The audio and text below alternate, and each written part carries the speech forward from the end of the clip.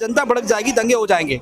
इसकी वजह से मैं वो नहीं बोलूँ, क्योंकि किसान आंदोलन वाला जो कॉन्सेप्ट था वो उसमें कहीं ना कहीं इन्वॉल्व था। ठीक है, खालिस्तानी इन्वेंशन उसके अंदर था, उन्होंने उनसे मिलकर सरकार बनाई। मैं नहीं बोला, लेकिन मैंने बोल दिया। ठीक है, लेकिन जब वो गुजरात में घुसे अपना वो सिस्टम लेके, तो वही खालिस्तानी फंडिंग लेके घुसे हैं। ये सोचिएगा आप, क्योंकि इतना फंडिंग आया कहाँ से उनके पास? कि PFI के ऊपर छापे पड़े, क्यों पड़े? क्योंकि उनकी बाहर की फॉरेन फंडिंग थी देश को तोड़ने वाली। ठीक है, कहीं ना कहीं ये नैरेटिव इनका भी, आम आदमी पार्टी का भी है कि इनकी फंडिंग भी बाहर से आई है, यहाँ की लोकल गवर्नेंस की फंडिंग, पब्लिक की फंडिंग नहीं है वो। ठीक है, तो अगर वो बोल रहे हैं कि हम निर्दोष हैं, तो उनको डरने की क्या जरूरत है? कोऑपरेट करो ना।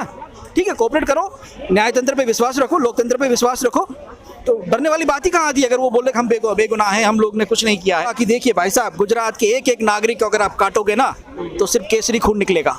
ठीक है, जो केसरिया उनके दिल में बसा है और जो कमल उनके दिल में बसा है, उसे कोई मिटा नहीं। गुजरात ગામડાનું ગૌરવ છે, ગુજરાત દેશનું ગૌરવ છે, ગુજરાત વિશ્વનું ગૌરવ છે। કારણ કે જ્યાં જ્યાં ગુજરાતી વસે છે, ત્યાં ત્યાં સદાકાળ ગુજરાત વસે છે।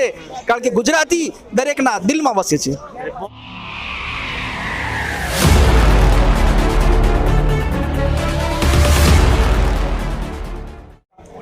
नमस्कार व्यूअर्स, मैं आयुष शर्मा और आप देख रहे हैं स्वराज मीडिया नेटवर्क। गुजरात चुनाव से ठीक पहले आज समन दे दिया है मनीष सिसोदिया को CBI के द्वारा, और कहीं ना कहीं अब इस चीज़ को लेकर राजनीति गर्मा गई है। आम आदमी पार्टी और भारतीय जनता पार्टी में आरोप और प्रत्यारोप की राजनीति शुरू हो गई है। जनता के साथ जुड़ते हैं, उनके विचार जानते हैं। सर, क्या नाम है आपका? विक्रम राठौर। विक्रम जी, ये बताइए कहाँ के रहने वाले हैं आप? गुजरात। और आज का हमारा मुद्दा भी गुजरात से चुनाव से मिलता जुलता ही है। आज CBI ने समन दे दिया मनीष सिसोदिया को, तो इसमें कहीं ना कहीं ये आरोप लग रहे हैं, आम आदमी पार्टी ने आरोप लगाया कि भाजपा डर गई। क्या कहीं ना कहीं ऐसा है? गुजरात की स्थिति क्या है कि क्या भाजपा डर रही है आम आदमी पार्टी की बढ़ती लोकप्रियता से? नहीं, आम आदमी पार्टी की कोई लोकप्रियता है ही नहीं गुजरात के अंदर, पहले आप इस चीज को समझिए। और रही बात मनीष सिसोदिया जी के ऊपर जो केस लगा है, तो वो तो उन्होंने जो कर्म किए उसकी वजह से उसके लगा हुआ है, क्योंकि पूरी दुनिया जानती है उन्होंने शराब घोटाले में वो इन्वॉल्व है। ठीक है, एजुकेशन घोटाले में वो इन्वॉल्व है। तो जब ये इस तरीके के कौभांड करेंगे या इस तरीके का करप्शन करेंगे, तो चार्ज तो लगने हैं ना। तो सरकार अपना काम कर रही है, तो इसमें पॉलिटिकल मुद्दे से कोई लेना देना नहीं है। पॉलिटिकल मुद्दा तो सर तब बन जाता है जब चुनाव से ठीक पहले ऐसा होता है और उसके बाद ऐसी वीडियोस ट्वीट करी जाती है आम आदमी पार्टी के द्वारा, जिसमें प्रचंड भीड़ दिखाई जाती है आम आदमी पार्टी की रैली में। तो क्या जनता का मूड इसमें परिवर्तन का कर रहा है? नहीं, बिल्कुल नहीं। देखो, भीड़ तो आप कहीं से भी ला सकते हैं। ठीक है, अब मोदी जी हैं, उनकी सभा में 1 लाख से ऊपर की भीड़ होती है, तो इसका मतलब ये थोड़ी होगा वो पॉलिटिकल मुद्दा है, लोग उनको पसंद करते हैं, इसकी वजह से जाते हैं। अब रही बात आम आदमी पार्टी जो अपना कैंपेन दिखा रही है, अगर आप ग्राउंड जीरो पे जाके देखें तो उतनी पब्लिक नहीं होती है, वो एडिट की हुई पब्लिक दिखा देते हैं कि हमारे साथ इतनी पब्लिक है। और वो कहते हैं कि हम भगत सिंह के वंशज हैं, महाराणा प्रताप के वंशज हैं, भाजपा हमें कितना डरा ले, हम डरेंगे नहीं।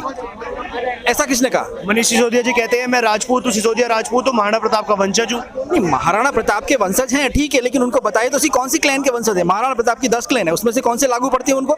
ठीक है, महाराणा प्रताप का वंश एक स्टेज पे आके खड़ा हो गया। ठीक है, अभी उनके जो हिज हाइनेस जो राजकुमार है वो उदयपुर में है, तो क्या उनसे कोई उनका ब्लड रिलेशन है? सिर्फ सिसोदिया नाम रख लेने से आप महाराणा प्रताप से नहीं जोड़ सकते ना। महाराणा प्रताप ने जो सैक्रिफाइस किया है, क्या मनीष सिसोदिया जी ने किया है? और वो कह रहे हैं कि हमने दिल्ली को जो है लंदन और पेरिस के जैसा बना दिया, बेस्ट एजुकेशन दे रहे हैं, बेस्ट हेल्थ केयर दे रहे हैं। तो क्या गुजरात को नहीं चाहिए लंदन और पेरिस वाला मॉडल? गुजरात तो ऑलरेडी लंदन और पेरिस से ज़्यादा समृद्ध देश है। गुजरात, अगर आप देखो गुजरात की जो इकोनॉमी आप देखो, ये आज भारत के जो 35 स्टेट है उसमें सबसे ज़्यादा स्ट्रॉन्ग अगर कोई इकोनॉमी है तो गुजरात की है। उसका एजुकेशन भी गुजरात का स्ट्रॉन्ग है। तो ये वहाँ आके क्या दिखा रहे हैं? सिर्फ सपने दिखा रहे हैं लोगों को कि हम दिल्ली का मॉडल लेके गुजरात में, दिल्ली में खुद डेवलप नहीं कर पाए वो लोग। उन्होंने जो 10 साल के अंदर दिल्ली के अंदर क्या किया है सारी जनता को पता है। एक पर एक दारू फ्री कर रखी है, स्कूल का एक मॉडल बना के पूरे उसमें वायरल कर दिया कि हमने एक ऐसा स्कूल बना। लेकिन बाकी के जो स्कूल है उनका क्या हाल है आप जाके देखिए ग्राउंड पे, आपको तभी पता चल जाएगा कि वो कितना झूठ बोल रहे हैं, कितना सही बोल रहे हैं। पर अब ऐसे वो कई बार क्या होता है कि आम आदमी पार्टी जो दिल्ली के नेता तो गुजरात में प्रचार करने गए हैं, वो कोई ऐसा गुजरात का स्कूल ले आएंगे, कोई अस्पताल ले आएंगे, दिखा देंगे देखिए यहाँ पे डेवलपमेंट नहीं हुई, यहाँ करप्शन है, यहाँ भ्रष्टाचार है, सीटें खाली पड़ी है रैलियों में। उनकी तरफ से भी लगातार ये आरोप लग रहे हैं कि भाजपा डर रही है कहीं ना कहीं बढ़ती लोकप्रियता से। नहीं, देखिए आम आदमी की पार्टी की लोकप्रियता आपने देखो कि वो लोग पहले उत्तराखंड में गए, वहाँ 0, यूपी में जमानत उनका जब्त हुआ, पंजाब में उनको सीट क्यों मिला वो मुझे यार नहीं बोलना चाहिए, क्योंकि बहुत ही सीरियस मैटर अगर मैं बोलूँगा तो जनता भड़क सकती, नहीं मुद्दा नहीं भड़केगा, जनता भड़क जाएगी, दंगे हो जाएंगे।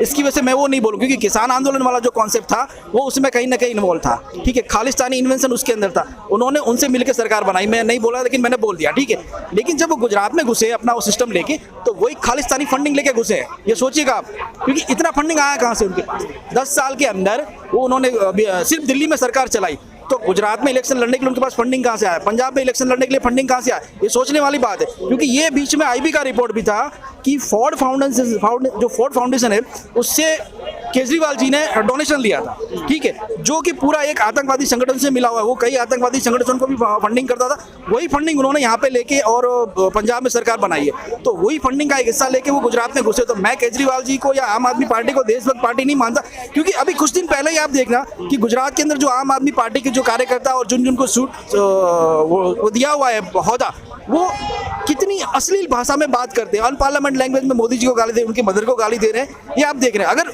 उनका जो पार्टी का प्रवक्ता और जो है वो इस तरीके की बातें करेगा सरकार बनाने से पहले, तो जाहिर है कि उनमें कोई संस्कार ही नहीं है। कि अगर आप कहीं ना कहीं सर ये भी तो अब जो उनके आरोप है वो भी गंभीर हो जाते हैं। जब गोपाल इटालिया जब दिल्ली आए, पूछताछ के लिए दिल्ली पुलिस ने बुलाया, उन्हें एक दिन की हिरासत में ले लिया। सत्येंद्र जैन को बेल नहीं मिल रही। आज मनीष सिसोदिया को सीबीआई ने समन दे दिया। पहले मनीष सिसोदिया के घर पे सीबीआई की रेड होती है। तो कहीं ना कहीं ऐसा नहीं लग रहा कि केंद्र जो है वो अपनी एजेंसियों का दुरुपयोग करते हुए आम आदमी पार्टी को दबाने की, धमकाने की, या फिर उनसे एक तरीके से यूं कहे कि सप्रेस करने की कोशिश की जा रही है चुनावों से पहले? नहीं नहीं नहीं, बिल्कुल नहीं। देखो केंद्र जो है, जैसे कि अभी आपने देखा होगा कि पीएफआई के ऊपर छापे पड़े, क्यों पड़े? क्योंकि उनकी बाहर की फॉरेन फंडिंग थी देश को तोड़ने वाली, ठीक है।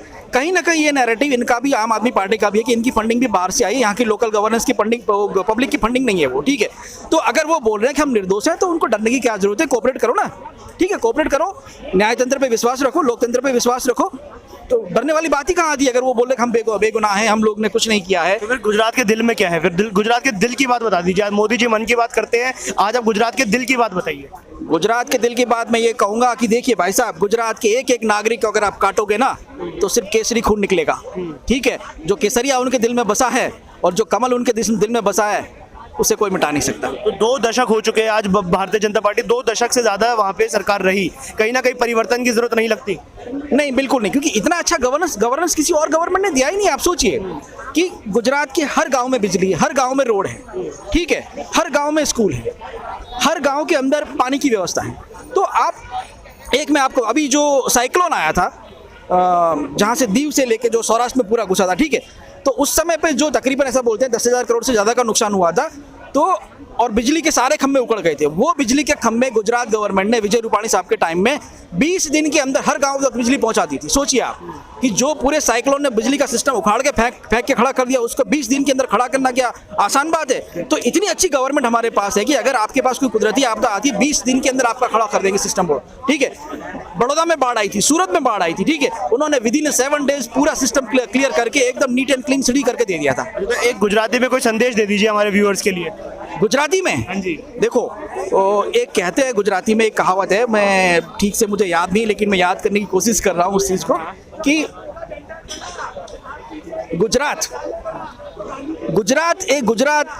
ગામડાનું ગૌરવ છે, ગુજરાત દેશનું ગૌરવ છે, ગુજરાત વિશ્વનું ગૌરવ છે, કારણ કે જ્યાં જ્યાં ગુજરાતી વસે છે ત્યાં ત્યાં સદાકાળ ગુજરાત વસે છે, કારણ કે ગુજરાતી દરેકના દિલમાં વસે છે। बहुत बहुत धन्यवाद सर हमारे साथ जुड़ने के लिए।